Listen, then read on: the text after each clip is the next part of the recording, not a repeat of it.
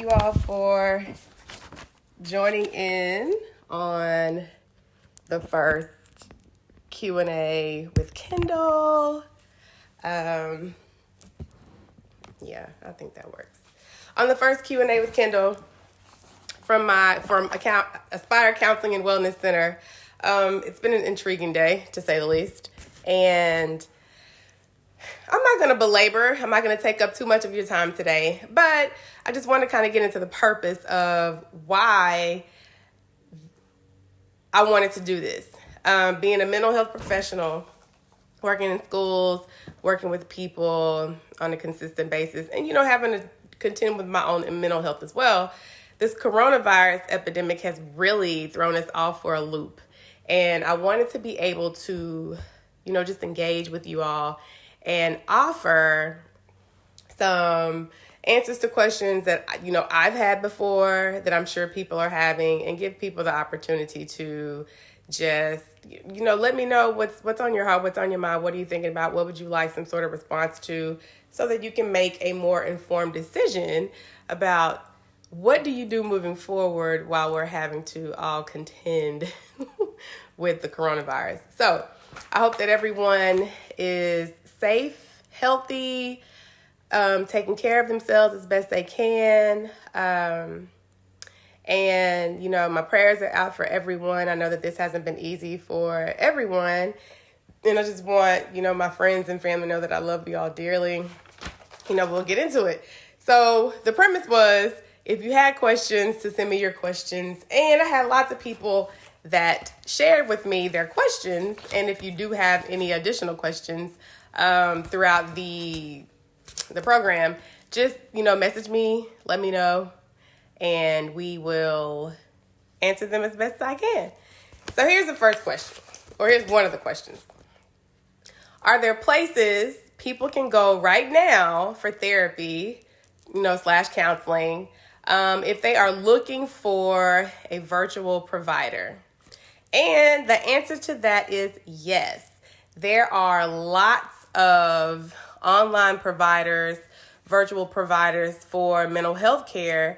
In fact, most therapists and mental health professionals have moved to an online platform just to abide by the formerly social distancing, now physical distancing guidelines, to keep themselves safe and healthy, to keep their clients safe and healthy.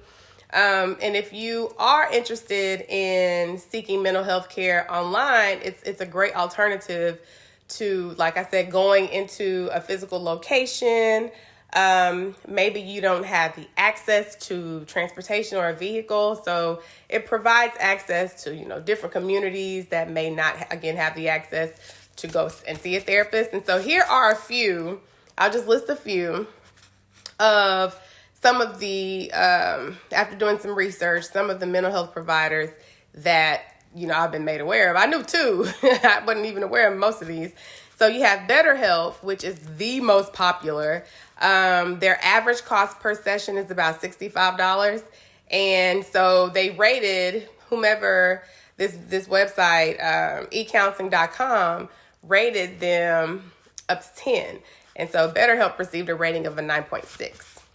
And so actually BetterHelp is the most popular online counseling provider out there.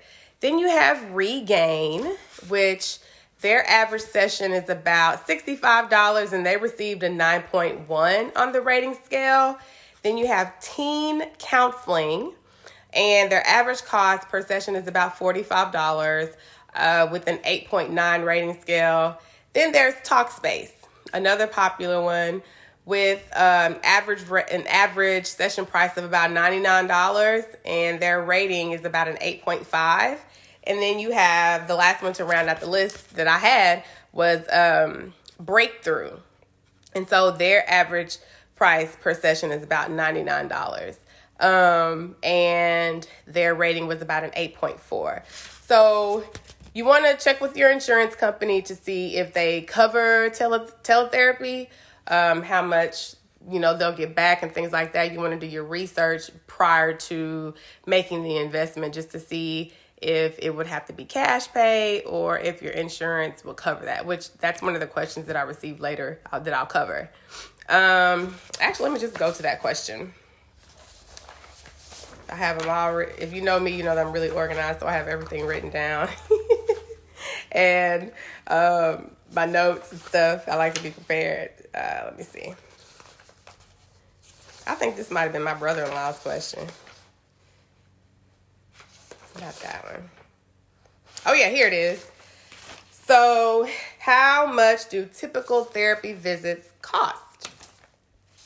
And so the cost of a therapy session is going to vary depending on who your provider is, depending on who your clinician is going to be, what their services are, what their credentialing might be, what their specialties are. And the cost passed on to you is going to, vary greatly depending on if you're using your insurance or not, what is the copay that your insurance requires that you pay to your therapist. If you are using, what do they call it? Is it like a flex spending account or a health savings account? Which if you have the option, I greatly suggest that you use that. I had one at a previous job, and I wasn't even aware of it.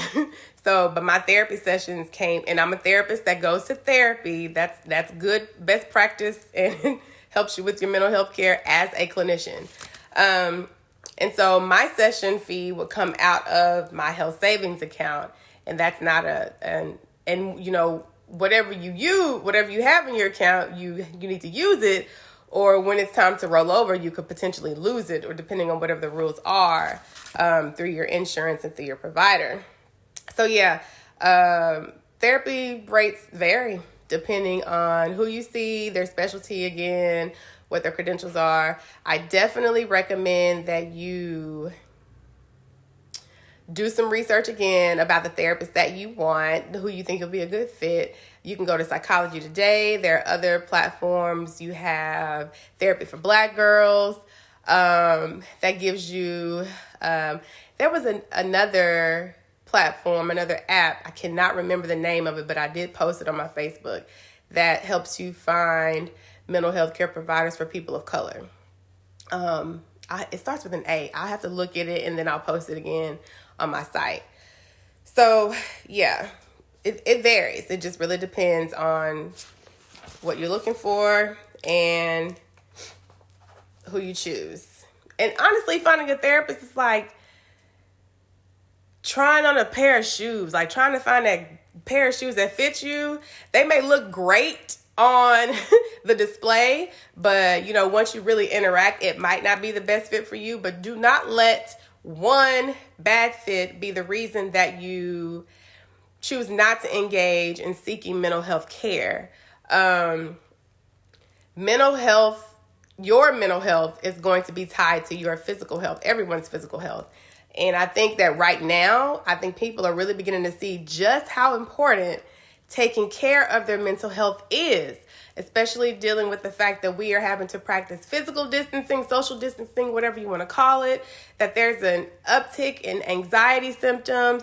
We're spending a whole lot of time with our loved ones, and maybe we're not used to that. So there's just a disruption in our everyday life, and we're having to figure out how to mitigate the negative effects of disrupted routine and feeling trapped, because I know myself personally have been kind of feeling like, oh my God, I'm stuck, I'm trapped, because I can't go back to China right now, which is fine. But it's like, how are you really taking this time to better manage what's happening? Again, that's kind of why I'm doing this, so I can help you do that. So to the next question. Again, if you have any questions, hey Chase!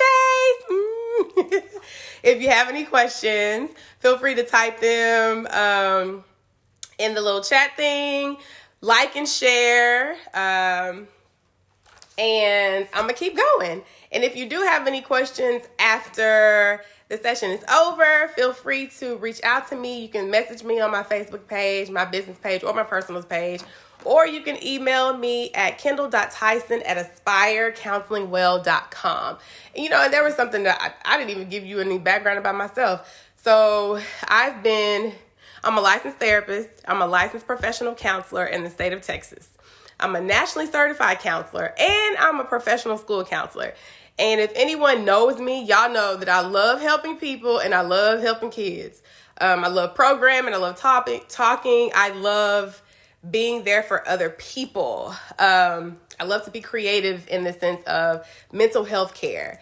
And one of the communities that I definitely focus my business is communities of color, because we often don't have the access or the knowledge, or there's this wall that we've put up where we don't allow ourselves to seek out the type of assistance that we need. So I'm passionate about all of this stuff. And again, this is just another outlet for me to be able to do what I do. And I talk a lot. So yeah, that's one of the things. So here's another question. I think this one's emailed to me. What are some signs of anxiety?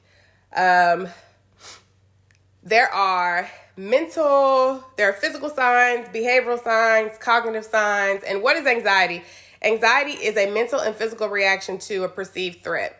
You don't necessarily have to have an anxiety disorder to be anxious. We all, at some point in our lives, battle with anxiety, might battle with depression, depending on what it is that we're going through in our life. We know that life is cyclical. Things happen, they don't happen, and it really depends on how you choose to handle it. But here are some common physical symptoms of anxiety. If you're having like stomach pains, if you're restless, tend to be nauseous, if you find yourself to be really, irritable, if you're have a lot less energy, like you're really fatigued, you can't sleep at night, you have insomnia, or you sleep too much, you're not eating, enough, or you're eating too much, maybe you're shaking, you have sweaty palms, rapid breathing, shortness of breath, rapid heartbeat. These are all some physical manifestations of maybe that you're dealing with some anxiety. So behaviorally, like, what do you do? What could be potentially you're restless. Like you just seem like you're on edge all the time. You are struggling with relaxing. You are struggling with finding some peace. Maybe you have insomnia, or you're behaving in avoidance behaviors. You are avoiding the thing that makes you nervous. You are avoiding the person that creates an anxiety response in you. Maybe you're feeling agitated. And then if you notice that you're beginning to withdraw a lot from things or people that you may once have found enjoyment in, those could potentially be some behavioral symptoms of experiencing anxiety. And so when it comes to cognitive, or, with your mind, maybe you're overthinking. This is one that I struggle with. I overthink all the time. So I really have to practice mindfulness to center my thoughts and stay focused. So maybe you're overthinking, you're worrying about things excessively, you're ruminating, and the ruminating is over and over and over and over. You're thinking about the same thing. You're trying to find an alternate ending. You're trying to figure out all the little intricate details about why this happened. How can I fix it? That's rumination. And so it keeps you stuck in that negative feedback loop. Hey, PD. Thank y'all for joining me. Feel free to like and share. Maybe you're having difficulty concentrating and focusing. Obviously, this is not a completely comprehensive list, but these are some physical, behavioral, and cognitive symptoms of someone that may be experiencing anxiety. And I think you know yourself pretty well, right? If you know that you've been good, but then you notice something is changing, like there's a shift in the way that you feel. There's a shift in the way that you're thinking, and the way that you're behaving. If you have a level of self-awareness, then maybe you are able to pay attention. Hey, Belle. Y'all got me all confused. Now I can't think. If you're able to be a bit more self-aware and pay attention to your, the way that you're behaving, thinking, feeling, then you can pretty much pick up on the fact that something is wrong, and I want to do something about it. It's just the doing something about it that kind of gets in the way, and we'll talk about why. Here's another question. Again, if y'all have questions, just type them and we'll answer. How do I manage the anxiety that I'm experiencing around COVID-19 or coronavirus or that Rona, How do you manage the anxiety that you're experiencing? I may have done a post on this before, but there's nothing like reiteration. One of the most important things I can say is minimize the amount of time that you spend watching TV and the news about COVID-19. It's really hard to do because it's literally everywhere. It's on all the news stations. It seems like it's on all day. It's on all social media. I mean, I've posted about it multiple times, since everything's been happening. But you want to kind of give yourself, okay, maybe from 5 to 6, I'll watch the news. And depending on what news that you're watching, you want to make sure that you are watching something that's reputable, that's going to provide you accurate information. And you can always go to the World Health Organization site. You can go to the CDC. I don't know how updated some of their stuff is, but the World Health Organization, National Institute of Mental Health, NIMH, has great information. I go there myself. So there are plenty of places that you can go and you can receive quality information. But minimize. Give yourself a time frame to how much you're going to consume when it comes to all this information. Try not to engage in worry behavior, which is very difficult. This is something I was saying to my dad the other day, is that the struggle for me is I can do everything that I'm supposed to do. But this is the kind of, and social distancing, like we know, is the best way in order to mitigate and keep the numbers low so that we can kind of move beyond this thing and get to a more healing place. But everybody's not doing like I do. Everybody's not doing like you do. Everyone's not taking it seriously, and we can't control that part. So that's the unknown that kind of gets in the way of us not worrying. What is it, till April 30th? The number 45 has said that we'll do this whole social distancing thing again, which I think is okay. But, everybody doesn't feel that way. It's kind of like, why can't we all be on the same page so that we can move beyond it faster, right? I think that's a collective thought. Hey, Rachel, I think that's a collective thought, but we have to learn that we can do our part, and hopefully everyone, and educate the people that we love and care about, and then hopefully everyone will begin to follow suit sooner than later. So trying not to engage in that worry behavior. Whenever you notice that you are beginning to hunker down and worry a lot, do something that's going to shift your focus. Instead of worrying about this, go do something else.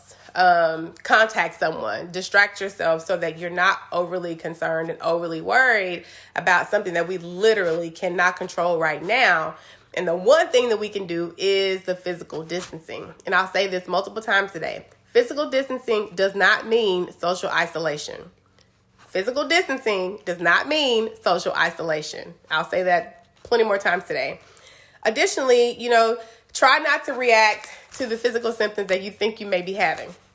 So I'm glad that I found this meme that differentiated COVID-19 symptoms from the flu, from allergies, because if you know me, you know that I have really bad allergies and asthma.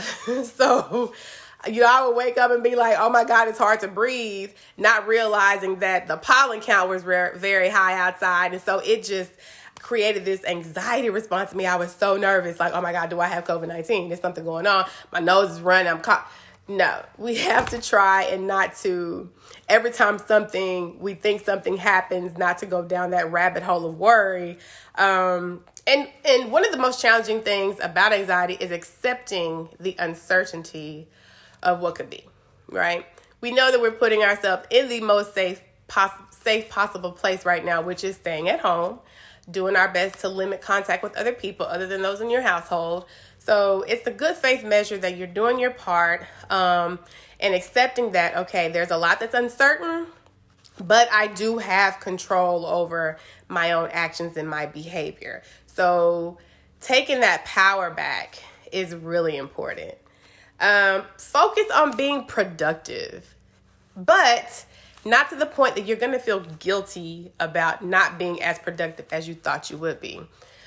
At this point in my time here in Texas, I've been here since January 18th. It is April the 1st.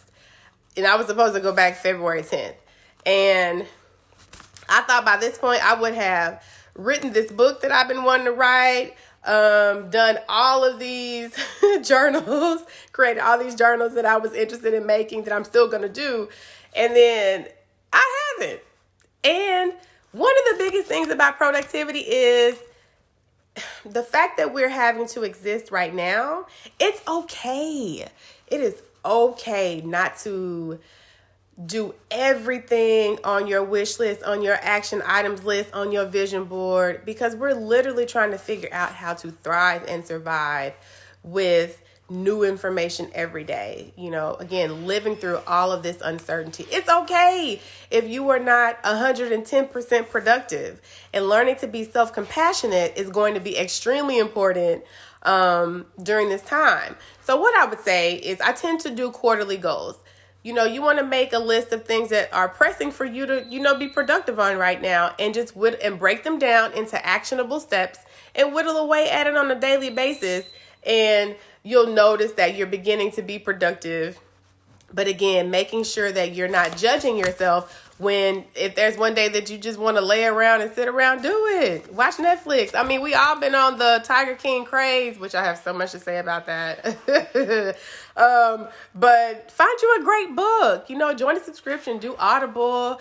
Adult coloring books are everything. So there are so many ways in which to be productive and not judge yourself for not being as productive as you may have wanted to be.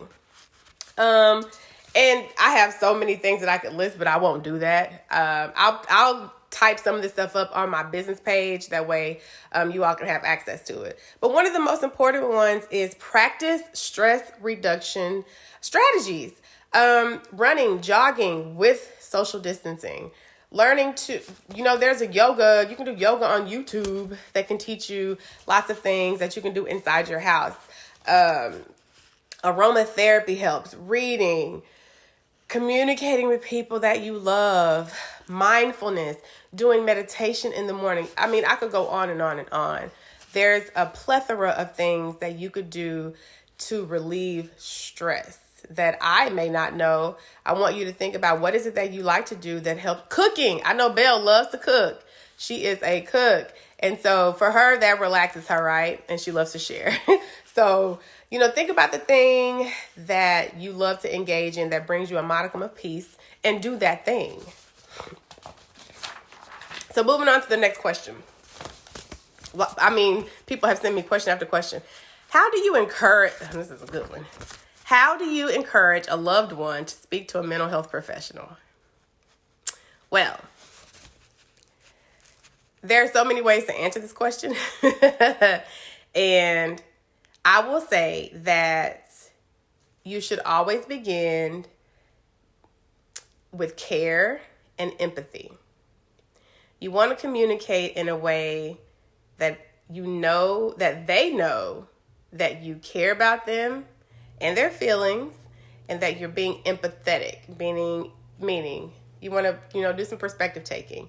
If you were in their shoes and you were listening to this information and have been maybe a bit resistant, what would you want to hear? How would you want that message to be delivered? What environment would you want to be in as you get this information? And you want to do that, right? You want to be compassionate with the person that you're choosing to share this information with. And come from a place of objectivity. I've noticed that these things have been happening. Maybe you're not sleeping well, you're more irritable, you seem more on edge, that, maybe you've been a bit confused lately, that we're not really getting along. You're struggling in school, struggling at work, things of that nature. You want to mention observable behavior. You definitely don't want to talk about, you don't want to be blaming. There's something wrong with you. You need to seek help. That is a no-no. That's judging behavior. And no one is going to make positive strides to do something that is challenging if you are judging them. Judgment is not the way to get them to it. Negative pressure does not work. Negative reinforcement does not work in this instant. Care and compassion and support is the way that they're going to hopefully make the decision to move forward. And you also may want to support them in finding a therapist. A lot of people don't reach out for mental health because they don't know where to look. Now, I gave you some online options earlier that, again, I'll list on my website. But, making it a team thing where you help them identify someone that might work for them. But coming from a place of, I love you, I care about you. I've done therapy myself, and this is how it's helped me. We tend to want to do the things that we know other people that we love and care about have engaged in as well, especially if it's worked for us. So make it personal, but make sure you are empathetic in the way that you do it, and there's no judging behavior. So I'll leave that one at that. Here's one about kids, right? How can I speak to my child about his or her fears surrounding COVID-19 and being away from school and teacher and friends? Like, one of the things that I have found very challenging is that even with myself, everything has happened so abruptly. One day we were at work or at school, and the next day we were not. And now we can't go back to, May? I think schools are closed until May, if I'm not mistaken, in Texas. Well, I don't know when I get to go back to Beijing. I hope that I get to see my students before the end of the year and let them know that I will be moving on. But I found this strategy from the American Counseling Association, and the acronym is CAPES. And the C stands for create a calm setting. So if you notice that your child is struggling, how do you talk to them about the stuff that's happening? Is you create a calm setting for you to be able to share this important information with them. So probably not when y'all, vegging out watching TV or, out playing outside. You want to do something when you're just relaxing and, everybody's engaged. Ask what they already know. You want to kind of temper the room like we're teachers, background knowledge. Tell me what it is that you've learned thus far, you've heard about COVID-19 and how we might be affected, and then provide them with accurate information. And again, you can go to the CDC website. You can go to the World Health Organization to get that information. So the P stands for provide age-appropriate answers. So it's kind of like maybe not necessarily telling that lots of people are dying, but that it's a possibility, that it may result in mortality for some, but being as reassuring as possible, letting them know that you're taking the necessary precautions, your family is safe by doing the social distancing and things of that nature, trying to quell whatever worry they could potentially have. And the E stands for empower them with tools. You want to teach them. And if you're unsure of, do your research, or reach out to somebody that knows, but you want to teach them ways in which to help calm their anxiety, calm their fear. And I have this strategy. I have this thing that I've made that I learned when I was in Sci-Fair, and it's a coping skills box. I'll do another, post about that later, but it's a collection of things that your kids can have in one space that they use to cope positively with the way that they feel. From sensory stuff, I used to make these sensory bottles with glitter and all kinds of stuff, something like that, or stress balls, their favorite coloring book, puzzles, Legos, anything that's going to help them minimize their anxiety in their coping skills toolbox. And again, I'll show that to you later. And then S, it's just talking about safety. As I stated before, informing them that we're being safe. We're doing the things that the CDC and the World Health Organization and our, local government has suggested that we do. So we're pretty much going to be in a good space. So if you notice that your child may be struggling, these are some of the things that you may want to pay attention to. If you notice that they're beginning to withdraw, they don't want to talk as much, they don't want to engage as much, and you know that they're really hyper and interactive and they love to be out. If you notice that they're beginning to have an increase in worry behavior, they ask you lots of questions, but what if this and what if this happens? And that's a potential warning sign that they could be dealing with some anxiety around COVID. If they're really irritable, and I can't say for no reason because every behavior has a purpose, but maybe there's something that they're triggered by that they don't have the vocabulary to express. And if you notice that they're having trouble with self-regulation, they're struggling to calm themselves down when maybe they've been able to in the past. They can't sleep, they're eating too much, not eating enough. If their behavior changes from what you're used to seeing, that's a warning sign, something for you to pay attention to. So how would you do that? You want to practice active listening. Listen to your child. There are some adults that are like, oh, you're a kid, you don't have nothing to be worried about. Well, that's pretty invalidating. Our children have feelings, and they know how they feel, right? Anybody that works with kids, they can tell you how they feel. They can own their feelings. They may not always have the vocabulary to accurately express how they feel, but they know. So validating how they feel. Okay, I understand that you're nervous, you're worried about this situation, so I appreciate you being honest with me about that and then moving beyond it, right? You want to model calmness. Even if you are a raging sea on the inside, you want to model calmness, right? Whenever you're trying to help them with their soothing behavior. You want to try your best to maintain a sense of normalcy for them. I did a post a few weeks ago about creating routines, and this helps them with that sense of normalcy. Like their entire, normal way of being has been disrupted and out of the blue. So I loved it when I saw the teachers doing the drive-bys to their students, letting the kids know, even though we're not together, we're still physically connected. We're still socially connected, although we might be physically distant.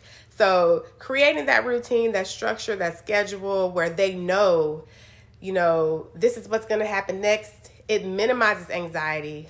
Structure is something that they need to be safe and secure and properly functioning. Structure is really important for children and their mental health, their physical growth, and things of that nature. And this is in this point I'll say, and then I'll move on to another. And it is helping them to sit with their anxiety and not run from it. So instead of distracting themselves from the feelings that they have, is sit with them. Help them to know that experiencing how you feel is okay. Can you verbalize to me how you feel? Can you notice what's happening? How are you feeling in your body? Are your hands sweaty? What's happening? And this allows them to be able to articulate how they're being affected by what's happening. And then you can figure out together an appropriate coping strategy for them to minimize their anxiety. But it's really important that we don't try to swoop in all the time and make it better. Because if the kids continue to get, even with ourselves, if the kids continue to get anxious and nervous and we come in and we fix it, they're unable to build capacity and build the skill set necessary to be able to deal with the anxiety in an independent fashion. And we want to be able to build strong children, right? Here's a good one. Why is mental illness stigmatized in communities of color? So I do not have all the answers for that question. I can only speak from a professional capacity and from a personal capacity, right? But this is not an answer for all black women, all black people, all people of color. No, this is not we're not a monolith, right? But I would venture to say that our culture may be one of the reasons that mental illness is stigmatized. We've all heard, she crazy. Colloquialisms like that. Oh, child, don't mind her. She off. So there's a level of deprecation when it comes to people that I've noticed when it comes to people with mental illness. So if you know that you're struggling, why would you speak up? If you know people are going to listen, right? But on top of that, there's also a level of distrust when it comes to people of color and the healthcare community. We know of some of the things that have happened in the past, and for some, I've heard, to admit that you're struggling with mental illness, there's like a perception of weakness, and that it can be further from the opposite. If I've been bold enough to share with you that I'm dealing with depression or anxiety or bipolar, that is strong, right? To be able to share that very intimate part of myself with someone and not know how you're going to react. I also believe that, we have so much other stuff to contend with as people of color that now you want to add on something else that we have to battle with too. But I think we do ourselves a detriment not to, here's another one. We don't tell our business to strangers. I think there's that collective secrecy, right? And I don't believe in secrets. But that collective secrecy, because you don't want everybody to know what's happening in your house. And that's not just Black people. I've encountered lots of people of all nationalities, ethnicities that feel that way. Not wanting individuals to know their personal business. But therapy is a different space for that. So there is so many ways in which to answer this question. But I believe that the stigma of having a mental illness, seeking mental health assistance is what keeps it rampant, right? There's more people dealing with anxiety and depression in the world than any other type of diagnosis.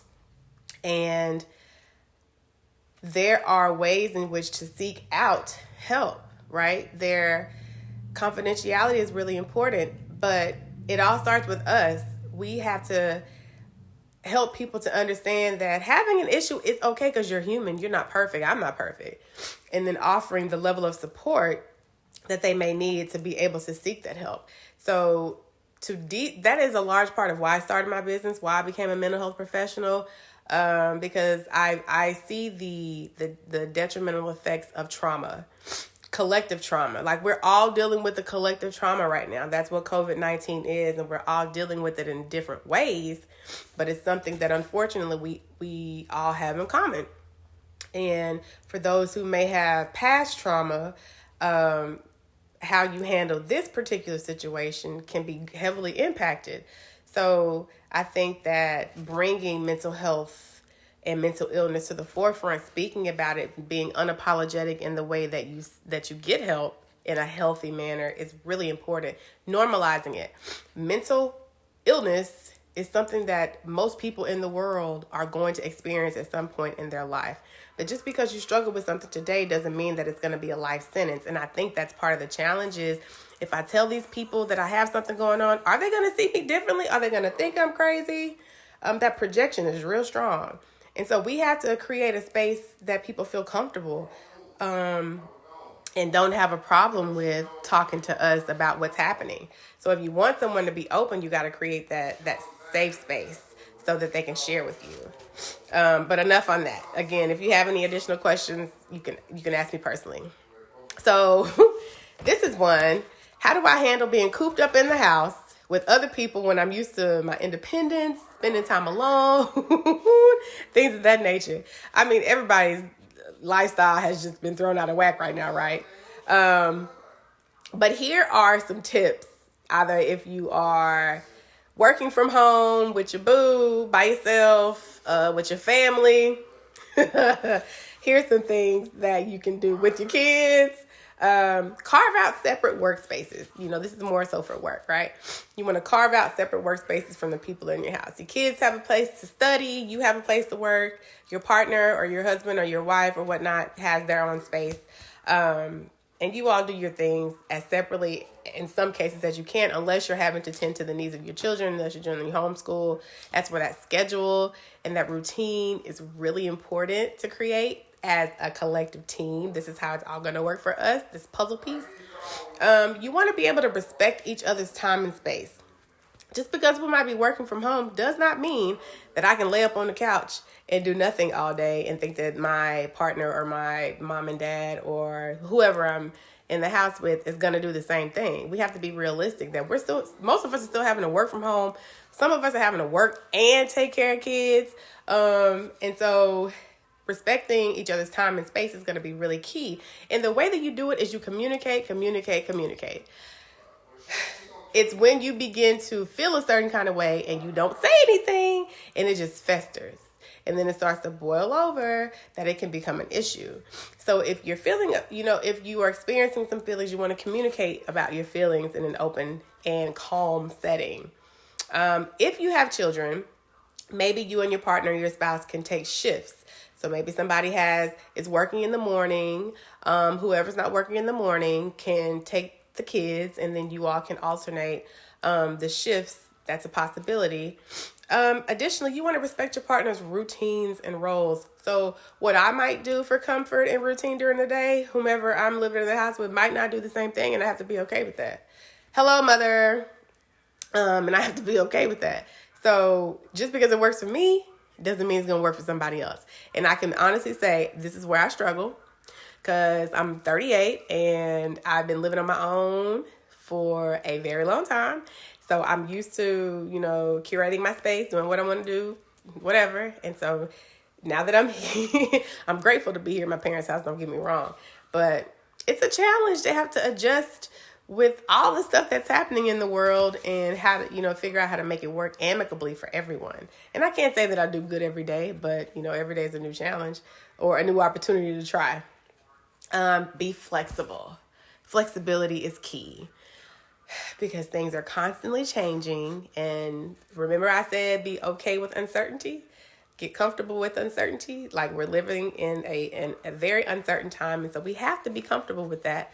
And if you continue to buck against it, you're gonna see what happens. And like I said, communicate what's happening before it becomes an issue. It's easier to be preemptive than reactive, right? You want to create zones of comfort in your home. Like, I know, Mother, it says that you're here. I see that you're watching. Thank you. My zone of comfort is in the foyer where I'm doing this video right now on the couch. Like, this is where I go just chill out, relax, read, do my CEUs, write, all kinds of things. My dad's zone of comfort is outside. My mom's zone of comfort is in the kitchen at the table. So we all have our spaces that we stay in when we need to feel comfortable. Practice regular self-care. Self-care can be anything that you do that's going to help you feel better. That's healthy. I don't mean like, drugs and, I can't say drinking. I'll say drinking in excess. Having a glass of wine is okay.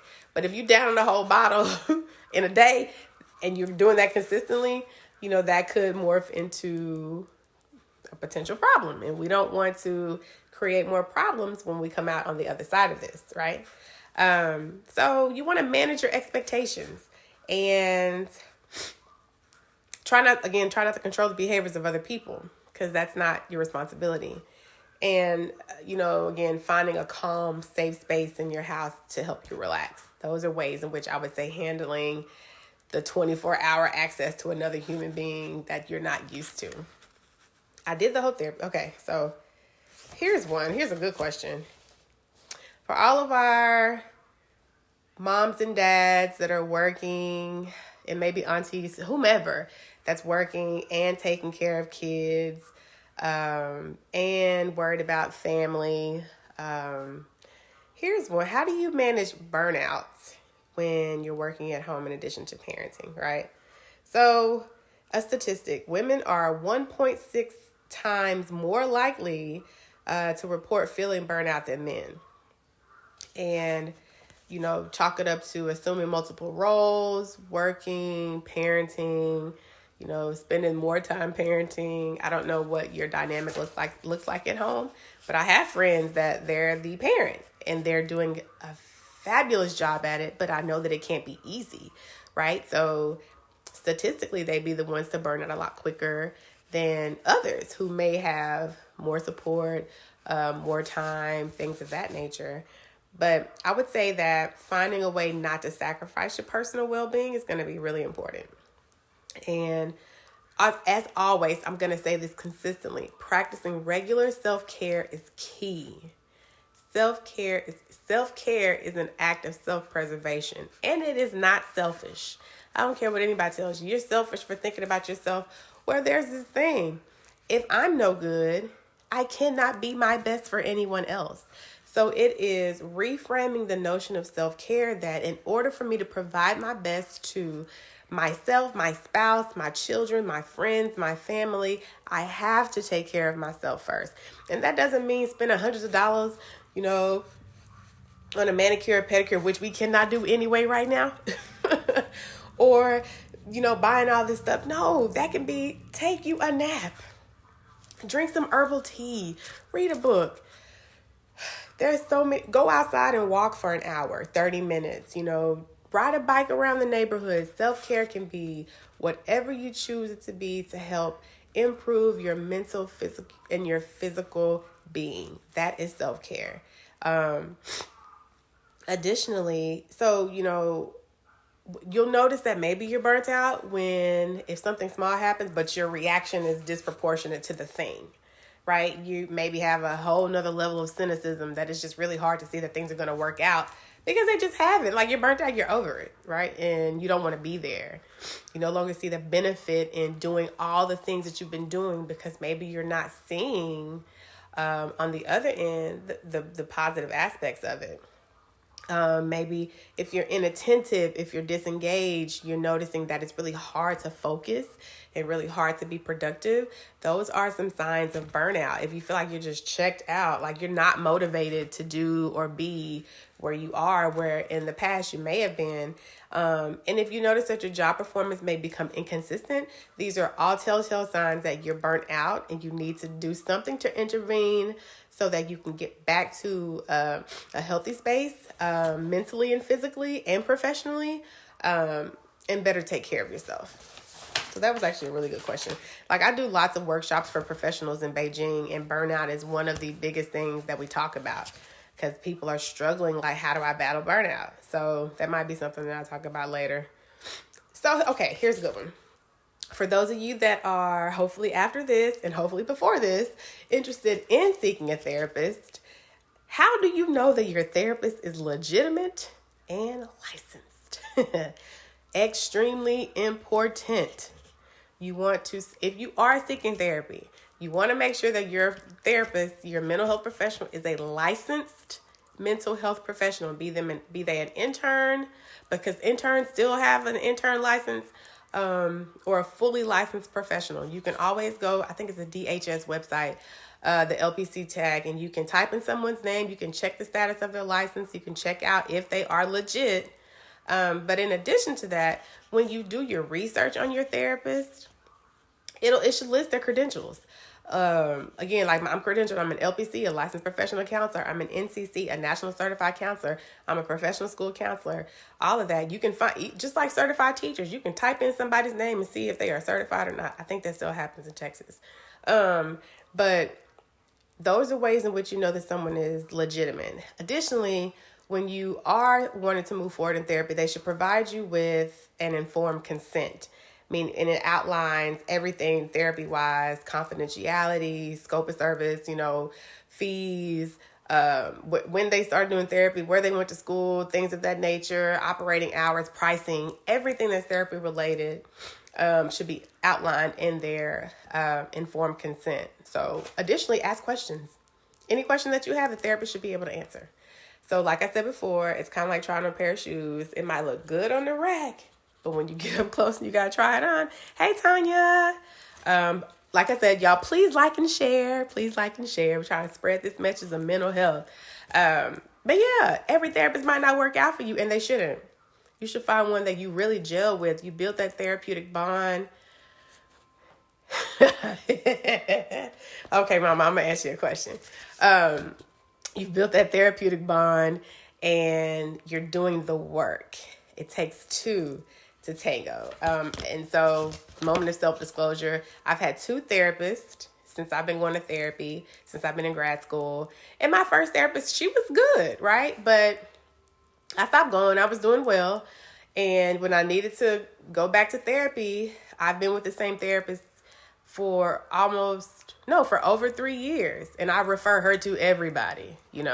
She is amazing. So the point of therapy is we want to get you in a more healthy space, right? And therapy is not necessarily meant to last forever. It depends on what your presenting issues are. What are you dealing with? What's the word? How hard are you going to work on the work, right? How much time are you going to dedicate to being the best version of yourself? How honest with yourself are you going to be? That will determine how long you're in therapy.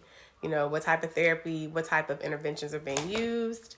Are you speaking up? Are you really are you being an active participant in your healing? That's the important part. That will determine the scope of your therapy. So what's the difference between a therapist, a life coach, and a social worker? I would say program of study. And therapists and social workers have varying degrees. I can't speak for a social worker, but I know that they have to go to school. They have a degree. And I know a lot of licensed clinical social workers with their masters, but as a therapist, it's the credentials that I receive. I graduated from a counseling program, Sam Houston State University. I have my LPC. So just the level of work that I've had to do, the level of dedication and time that I've had to put in, the type of studying that I've had to do, internships I've had to have, type of classes that I've had to take, really just the type of work and responsibilities and program requirements. I graduated from a K-CREP accredited program at Sam Houston, and I don't know much about the requirements for life coaching. I know therapists that are life coaches. I know social workers that are life coaches. However, I'm not fully aware of what it takes to be. Hey, Niecy! Oh my God, I haven't seen you forever. I'm not fully aware of what it takes to be a life coach, but I'm sure that there's a level of certification that they have to undergo. But I'm governed by a licensing board, so are social workers. And we have to get continuing education and things of that nature. There's a lot. We have statutes that we have to follow. Everything. Yeah, okay, a good question. Is it okay to tell your therapist that you don't want medication even when you don't want it? Yes, you should be able to tell your therapist anything that comes to mind, what you're thinking, and then work through it together. Now, so with therapy, you can have talk therapy, psychotherapy by itself. And then depending on what your diagnosis is, it may call for medication management to manage the symptoms that you're experiencing, to mitigate, any negative side effects that might be happening due to a diagnosis. But if anyone is on medication, the research states that the best way to handle it is medication management and psychotherapy, as opposed to psychotherapy by itself if you are in need of meds, or meds by itself. The medication may take care of the chemical nature of what's happening to be able to allow you to better access the mental health care assistance, coping strategies, reframing your thinking, things of that nature that are going to help you on a daily basis. But yes, you should be able to share with your therapist when you are uncomfortable, when you are good, when something is not working, because it's you practicing. You're really practicing how you're going to show up in the world. So you are learning how to communicate your needs, be assertive, all the things that maybe have brought you into therapy that you've struggled with, and then you take it out into your daily life and you practice those skills. So yeah, share with your therapist. That's like your therapist and your doctor, if you have one, are the two people that you, and yourself, are the three people that you are to be completely honest with, because you can't, it's hard to assist if you're still hiding. And that will come up in therapy. Therapists pick up on a lot of stuff. We are intuitive. We know when something is not fully right? Or could be better. So yeah, that's a really good question. Thank you.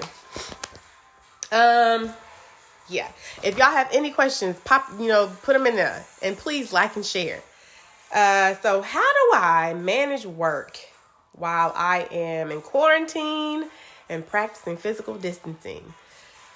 It's not as hard as you may think, but it does take some getting used to, especially if you don't work from home regularly. If you're used to the hustle and bustle, the interaction at work with your coworkers and things like that, it will minimize if we're working from home, but there are ways to get around that. So what do you do is, if you're working from home, you want to set yourself up on a schedule. And you want to make sure that you have a morning routine that's in place. My morning routine is I wake up, I say my prayers, and I do the 3 M's. I have some meditation, I do some movement, and I say something motivational, and I drink some water or something in the morning to get my day started. You want to not start your day in pajamas if you're going to work, right? You want to dress up like you're going to work, because it just shifts your whole being to be in work mode, not I'm chilling at home, because we're literally not chilling at home right now. Again, I'm not saying that you have to be fully productive 100% of the day, but when it's working hours, you want to treat it like working hours. You want to take frequent breaks throughout the day. I normally work for an hour and I take like a 10-minute break, 10 or 15-minute break. Or for lunch, go outside and walk for, 30 minutes to an hour. It just depends. Or I go walk in the morning.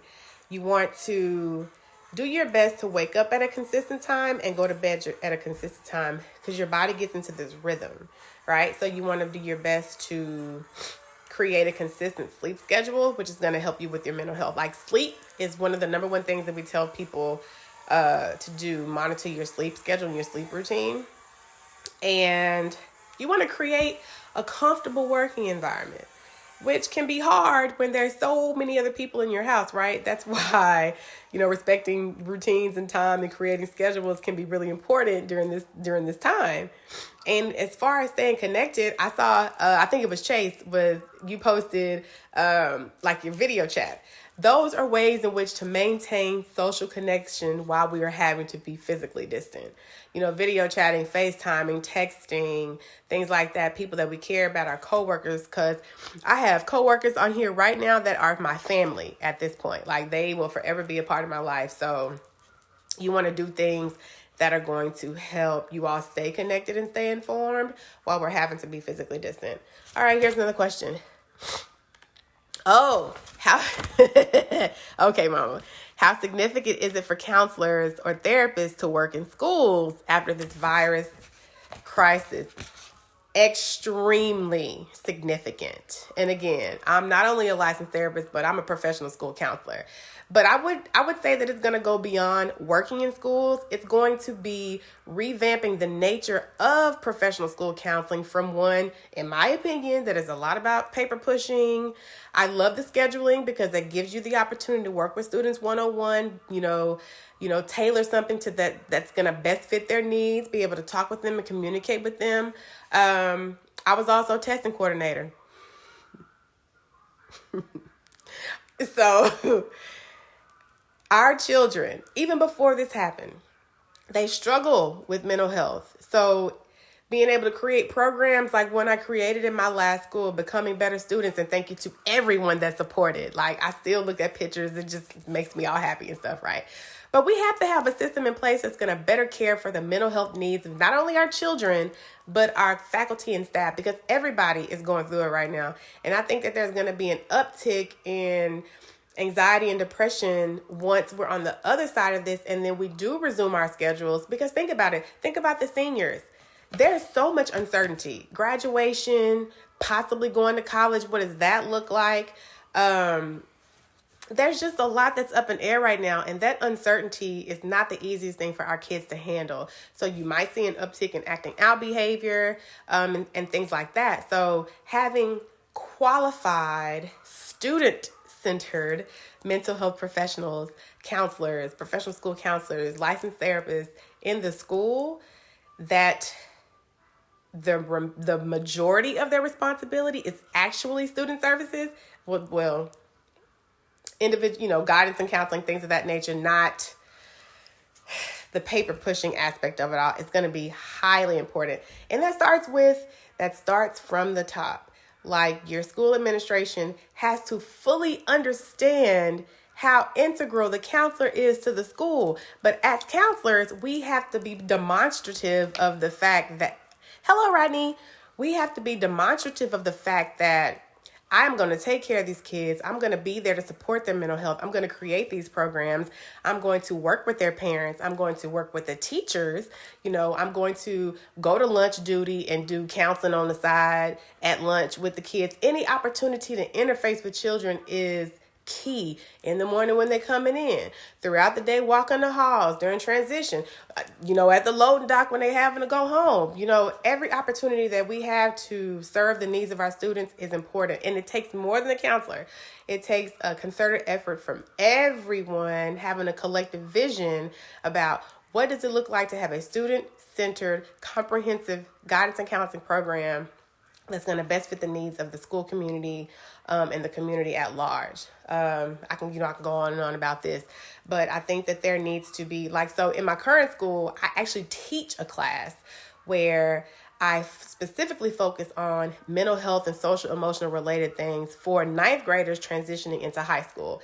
I would love to have a program like that in every school, every public school, private school, parochial school, in the United States, because our kids need it. They need it drastically. So, I'm praying about that. So thank you for that question. Yes. So let's see. Here's another. How do I manage loneliness during this time? And to understand, let me just make it clear. You don't have to be alone to be lonely. You can be married, partnered, with kids, and still be lonely. So I don't want people to think that it's a plague of single people. Now, we struggle. I'm single, and sometimes it's not as easy, but it's not a feature. Anybody can suffer from loneliness, right? And so right now, isolation is literally a part of what we have to do to flatten the curve, to stop the spread of coronavirus. But again, as I said before, social distancing does not equal isolation. Physical distancing while practicing social connection. So if you don't hear anything else I said today, physical distancing while practicing social connection is what we should continue to do. But we need to make sure that we can utilize our technology in a socially healthy way, like what we're doing right now, doing this Facebook Live, telling you about mental health and how we can better take care of ourselves during this time. I've seen lots of people, hit a like if you've attended any of the Club Quarantine or Tony's Facebook DJing, any of that. We had like a makeshift soul night. Was that 2 weeks ago? So these types of things are how you use social media technology to stay connected with people while we're having to be physically distant. And it you see I'm smiling, right? Because just thinking about, Club Quarantine, just being present together, it's a feeling of euphoria knowing that we can all do this together, even though we don't see each other, even though we're not in the same place, we're still connected by this thing. Another one is practice acts of kindness from afar. One of the surefire ways to take care of your mental health, to boost your mental health, is to do something good for someone else. And in this day and age, we've seen that people have been using their voice, using their platforms and their prestige to be able to call a light to how we can better serve the needs of other people. And one of the things that I think is really cool is right now, if you can donate to your food bank, donate money to a food bank, that's one of the ways that we can better serve the greater needs of our community, especially since we shouldn't be just out and about all the time unless it's just necessary for you to do that. So think about ways in which you can give back to your community. Reading online. I intend to do some reading. I should have got the book from my niece. B for Breathe, a little kid's book about managing your emotions. How can you do something big or small that's going to impact the life of someone else? Altruism is a way to boost your mood and to improve your mental health. Again, if you have questions, please send them. We've gotten some good questions through the chat so far. Thank you, Tanya. Thank you, Mother. And also find ways in which to cultivate community. We use Facebook Live for community. Maybe you have IG, people that you're connected to. I know that I've seen people doing their virtual happy hours, things of that nature. So there are so many ways to use technology to cultivate community that just be socially responsible. Just be responsible in the way in which that you're doing it. And not using social media to mindlessly scroll and compare, because that's going to breed loneliness, right? And if you feel that those feelings of loneliness and isolation and separation are creeping in, you want to do something to combat it. Contact someone, reach out to someone. Contact me if you need to, right? My Facebook stays on. Do something that's going to be the opposite of what you're feeling. That's what we call opposite action. If you're feeling lonely, do something that's going to help you feel more connected. And this is where we become a bit more self-aware. And remember, we talked about the physical, the behavioral, the cognitive symptoms of potential anxiety. You want to notice when things are changing. Notice when you're feeling down a little bit more. Notice when you've been a bit more sedentary. Notice when you've withdrawn. If those are things that, if you're paying attention to your behavior, do the opposite. If I notice that I haven't moved a lot in the last few days, I'm going to get up, I'm going to put on some workout clothes, and I'm going to go outside and I'm going to walk. I'm going to do that. Or I'm going to do some yoga on TV, right? If I notice that I haven't talked to anyone, or I'm starting to feel bad, nobody has reached out to me and contacted me, I'm going to call somebody. Because people, we still have lives to live, although we're isolated, right? So before the negativity starts to take over, do something. Be active. Take action. So here's another good question. I mean, y'all have been, well, let me see. That was my question. Community support. Okay, Mom. So what are some coping strategies that I can use during quarantine? I think I've posted about this before, but there's literally a plethora of things that you can do. I'm a writer. I love to write. You can journal. I keep talking about the journals that I've created, the quarterly journal, the annual journal that I have. Journaling is like everything. Write. Get it out. You have a book somewhere in you, right? You just got to take the time, get still, get silent, and write. You can engage in physical activity. We talked about this before with one of my other posts. Is you want to do something physical that's going to increase the serotonin level in your brain, because doing that is going to minimize depression and minimize anxiety. So one of the surefire ways that as therapists, we tell clients one of the first things to do is become physically active. Let's create a behavior schedule about when are you going to go work out? Are you going to do it at 6 a.m., 7 a.m.? How many times a week? Because when people have a plan, once you help them create a plan, they're more motivated to be action oriented. It's harder when it's like, I don't know what to do and I don't have anyone to help me do it. So even if you're not a therapist, if you have a friend that might be struggling, and I'll say this, check on your strong friends. We hear that all the time. Check on the people that check on everybody else, because we're so used to being the one to do that work that we don't get that all the time. So I would say create a list of individuals that you want to reach out to and check off the list. Call somebody every day, text somebody every day, video chat with someone every day or multiple times a day. There are so many ways to cope during this time. Reading, again, connecting with friends, doing something creative, engaging in creativity, be it pottery, art, whatever you have access to. I think Amazon still works right now, right? Even though we're having to be a bit more fiscally responsible, there's so much cooking, baking. There's so many things that if you really just sit and think about what brings you peace, what brings you joy, what do you like to do? What do you want to do more of? Take a class online. I've been doing tons of CEUs since being at home. Maybe you want to learn another language. Duolingo is great. Maybe you want to create an ebook. There's a wide range of things that you can engage in that's going to allow you to better manage how you feel and cope with the physical distancing that we're having. You just got to take some time to get still and kind of just, again, write it out. Whatever's in, let it out. That's something that we call catharsis, the thing that you're holding on to, right? Let it out. And you'll feel this level of alleviation from doing so. I promise. So here's a question. I'm a person of faith. Would it be proving that I don't have faith in God if I see a therapist? I'm going to take a deep breath before I answer that. What do you think? I want you to type. I want some engagement. I want you to type yes or no. Can you believe in the Lord or whomever you choose to believe in and still have a therapist? Do that for me. Type yes or no. It's okay to believe in your higher power. For me, it's God. And have a therapist. So my answer obviously is yes. And one of the scriptures that I lean to, and this obviously is not telling you what to believe, is faith without works is dead.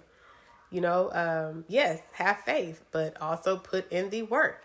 I think that God has equipped us, just like doctors. You'll go to the doctor if you're feeling bad, if you're having chest palpitations. You'll go to the dentist.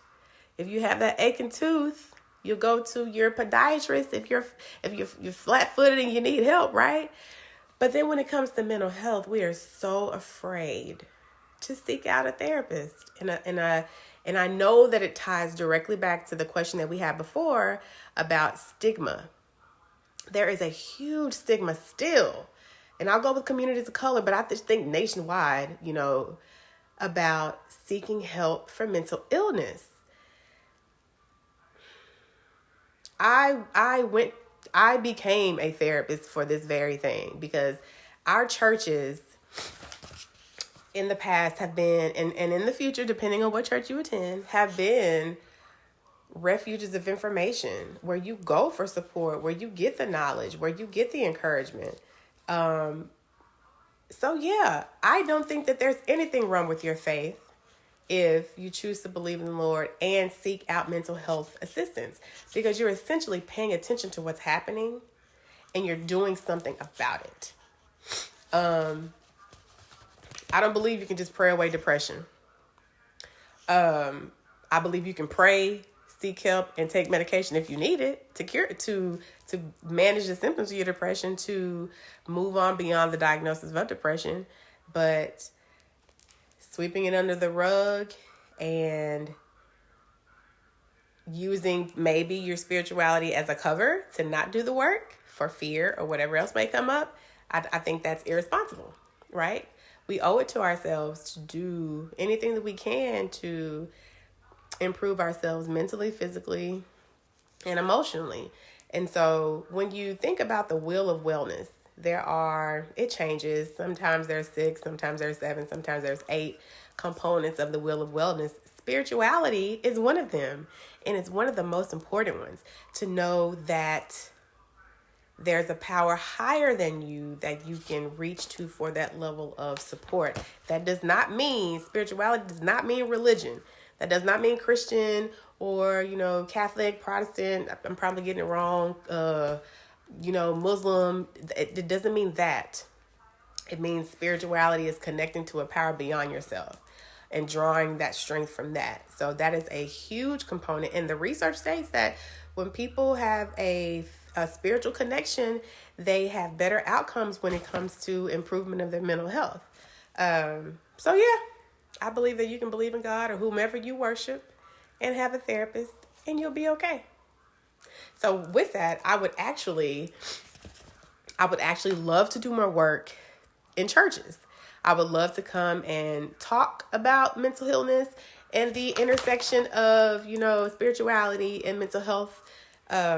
I would love to do that. So if your church is interested in having a licensed professional come and speak to that, how we can better care for ourselves, how we can better care for our communities, how the church can be instrumental in destigmatizing mental illness and reaching out for mental health, please reach out to me. Again, you can go to my website, aspirecounselingwell.com. You can email me at kindall.tyson@aspirecounselingwell.com. You can hit me up on my Facebook because I would definitely love to be able to partner with churches while I'm here or when I come back or virtually to do the work of helping people to understand that there's a connection point with your spirituality and helping to improve your mental health. I definitely want to do that work. So if you know of anyone that's interested, let me know. Yeah.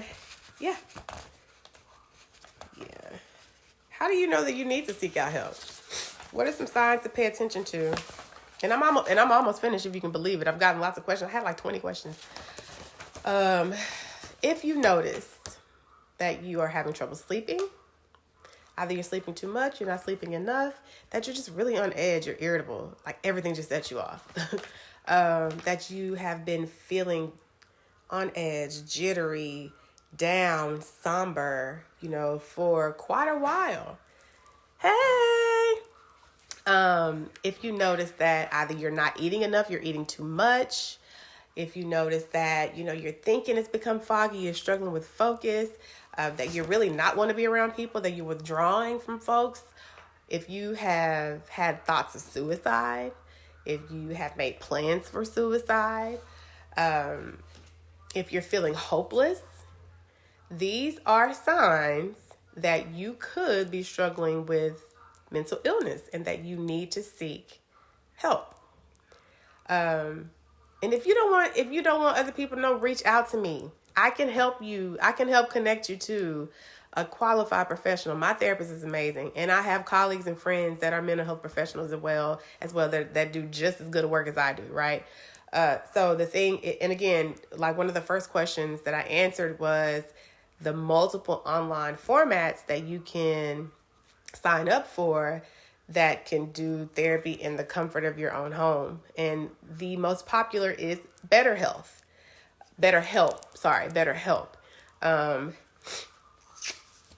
Please stop telling me what to do, Mom. Okay. Yeah. So those are some warning signs to pay attention to.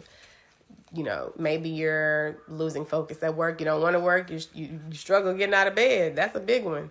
If you notice that multiple areas of your life are being affected and you're not presenting like yourself, you don't feel like yourself, those are warning signs that there could be something wrong and you might want to reach out for help.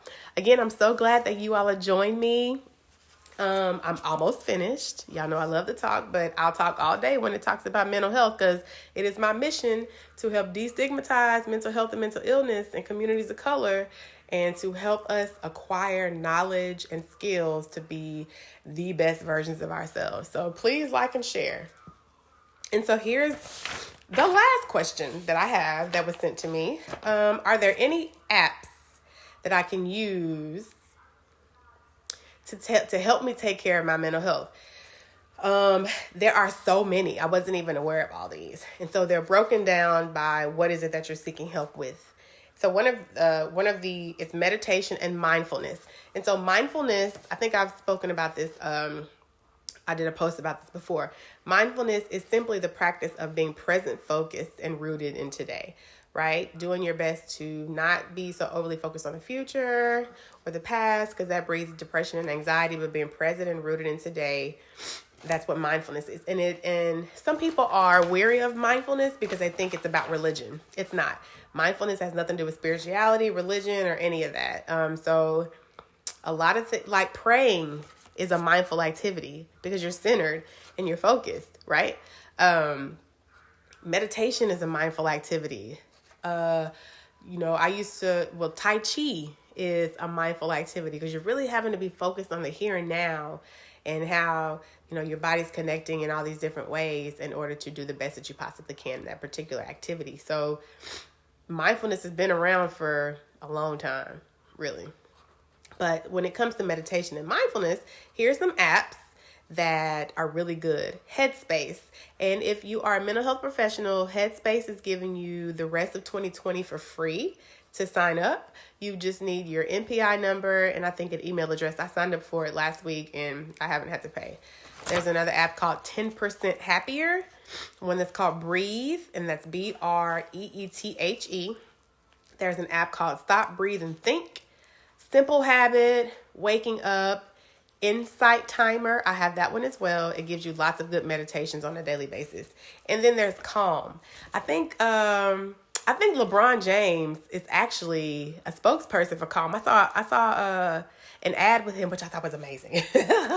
So those are for meditation and mindfulness. For anxiety and depression, there's Talkspace. That's one of the therapy apps that I talked about. There's 7 Cups, CBT Thought Diary, Mind Shift CBT, Mood Kit, Mood Notes, What's Up, and Happily. That's a really good one. So for stress management, there's one called Breathe to Relax. Breathe, the number 2, and then relax. I actually have that one. I use it all the time. I have my kids in my classes. I have them sign up for Breathe to Relax because it's free. And then there's Pacifica. And so for those who may be struggling with addiction, there's an app called Quit That. I have to do more research on it. I don't know much about it, but when I was doing my research for this, that was one that came up. And when it comes to suicide prevention, there's one called MY3. And we have to talk about, suicide prevention, because everything that we're dealing with now could, and if we don't get a handle on it, could lead to, suicidal ideation and things like that, especially if someone isn't as skilled as they, could benefit from being. And for me, well, for all mental health professionals, suicide is preventable. That's why we do the things that we do. And, here are just some, I'll, leave you with some quick stress relief tips. Recognize when you're stressed. Stop being in denial. We're not perfect. We're not meant to run like machines. We have to be able to recharge and rejuvenate, which I think that this physical distancing is proving that slow down. And I have to tell myself that all the time, because I'm just like on the go. Being forced to slow down has actually been beneficial. Identify your stress response. What triggers you? What are you triggered by? What is the thing that sets you off and sends you, spiraling? When you can identify your triggers, then you can create a plan of action so that you are no longer affected as much. It might not be complete extermination of a response, but so that you're not affected as much by the things that you are triggered by. But you can't create a plan for things that you've not sat down and sat with yourself to figure out. Bring your senses to the rescue. Get outside. Engage in things that are going to allow you to use your five senses, with grounding, identifying things that you can see, hear, feel, smell, taste, touch. Allows you to be a bit more present rooted. Go outside and engage in nature. Do a mindful walk, which is very different than just walking. Play in the dirt, play in the sandbox if you have kids and you have something like that. There's so many things that you can do. Make quick stress relief a habit. So creating like a list of things that you can do to relieve your stress. And then, like I said, for the kids, the coping skills toolbox, adults can have it too. I have one right now in my room. I'm going to have to show it to y'all. I have one right now in my room that has gummy bears. It has magazines. It has a coloring book. It has, a good smelling candle. Oh my goodness. It has so much stuff in there, that I know helps to calm me down. Right. And practice wherever you are. Like self-care can be anywhere, It can be, you can do self-care sitting in your seat. What I'm going to do is on my business page, my Facebook page, I'm going to post some of the 4-minute chair yoga clips that I have. You can do yoga in your chair, people. It's like YouTube has literally everything, good and bad. So make sure you're being discerning. But when it comes to mental health, self-care, again, is anything that you do that's going to improve your mental, physical, and emotional health. That's what it is. Go drink a glass of cold water. That's self-care. Go read for 30 minutes. That's self-care. Go talk to your friend. That's self-care. Go sit down in silence for 5 minutes. That's self-care. There's so many things that you can do. Like, I want to empower you to let you know that you have everything that you need. You have all the tools. You just have to figure out what works best for you today and take action. So hey, Charles. With that, I think I've exhausted all my questions. I'm so grateful for the people that sent me the questions, the people that posted questions here today. I hope that you like and share. I will do this again. Probably won't be as long, but I will do this again. I'm very grateful for you taking the time to engage with me today. If you have any additional questions, feel free again to message me on Facebook, email me, kindall.tyson@aspirecounselingwell.com, or check out my website, and please subscribe, because I'm going to start doing more email campaigns to everyone, to keep blog posting, to keep you abreast of what's going on, sharing these self-care strategies with you. I love to write. I want to share. So, go to my website, aspirecounselingwell.com. You can subscribe. It's free. And I just want you to know that we're all in this together. We're not having to go through this alone. So if you do need assistance in finding a mental health professional, reach out to me. I can help you with that. If you need consultation on anything related to mental health, professional school counseling, I can assist you with that as well. If you need help with figuring out things to do for your children, I got you. That's my expertise. Um, and I'm just very grateful again for you spending this time with me. I'm about to sign off. I hope that everyone is doing whatever they can right now to take care of themselves. Put yourself first. It's not selfish. And again, like I always say, your transformation begins today. Like, you just have to act. So with that, I'm going to sign off. I hope that you all have a great Wellness Wednesday evening. And just be on the lookout because I'm going to be posting regularly. See you all later. Bye.